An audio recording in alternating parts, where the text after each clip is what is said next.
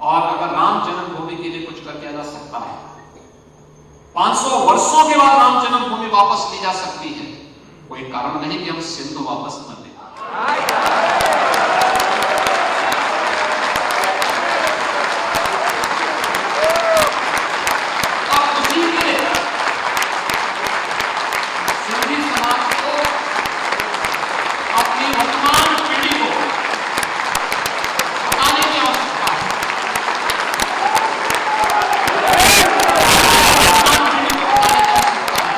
वक्त साहब, उत्तर प्रदेश के मुख्यमंत्री योगी आदित्यनाथ ने सिंधी अधिवेशन को संबोधित करते हुए बड़ा बयान दिया है। सिंधी जी हाँ?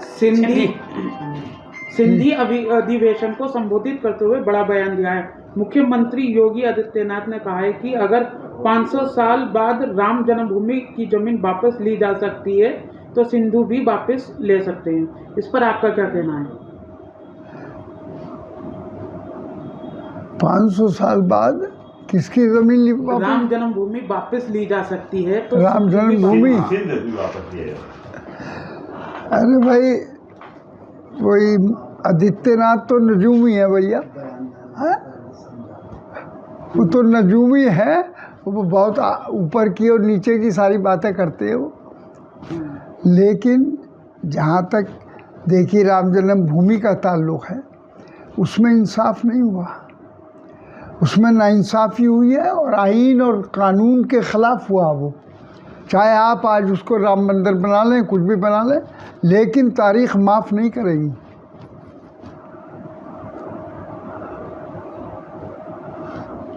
सर, मुख्यमंत्री ने भाई देश के अंदर कोई भी खास भी देश हो, वहाँ उसकी इबादत गाह अलहदा चीज़ है और दुनिया के मैखाने और ये जो है ये अलहदा चीज़ है।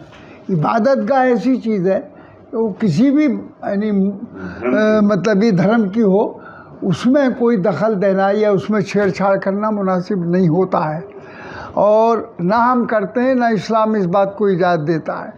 लेकिन इसके बावजूद जो हमारे साथ नाइंसाफ़ियाँ आज भी हो रही हैं, ख़ास तौर से मस्जिदों को छेड़ा जा रहा है और उनको मतलब ये मंदिर बनाने की कोशिश की जा रही है और मस्जिदों को छीनने की कोशिश की जा रही है, मस्जिदों को ख़त्म करने की कोशिश की जा रही है, जैसा कि बाबरी मस्जिद में हुआ और आप ज्ञान वापी में और इधर उधर सब में इसकी इंक्वायरियाँ जांचें भी हो रही हैं। लेकिन ये बातें मुनासिब नहीं हैं। अरे भाई, देश के संभालने की कोशिश करो कि हमारा देश मतलब ये है कि ऊंचाइयों पर चला जाए। हम जब अच्छे काम करेंगे और देश की भलाई के लिए करेंगे, देश की तरक्की के लिए करेंगे, तो देश हमारा आगे बढ़ेगा।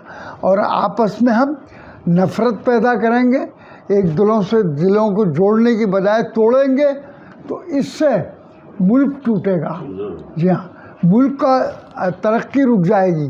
तो आज हम चाहते हैं, हम जो कुछ भी कर रहे हैं या हमने जो अपोजिशन ने जो संगठन बनाया है वो भी देश की भलाई के लिए बनाया है, देश की बर्बादी के लिए नहीं। हम आज भी इसी बात के लिए कोशा है कि हम इस देश के रहने वाले हैं, इस देश में पैदा हुए और इसी देश में की खाक की मिट्टी में हम मिल जाएंगे। तो लेकिन हमारा मकसद ये बिल्कुल नहीं है कि हम देश का कोई बुरा चाहते हो, बल्कि हम देश के लिए हमने कुर्बानी दी। हिंदुस्तान जब अंग्रेज़ों के कब्ज़े में था तो सबसे बड़ी कुर्बानी है, तारीख़ उठाकर देख लो, कि मुसलमानों की है।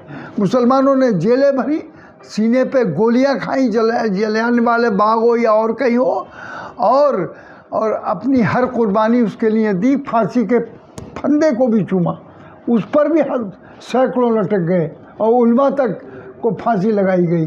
लेकिन इसके बावजूद भी हम अपने देश का भला चाहते हैं।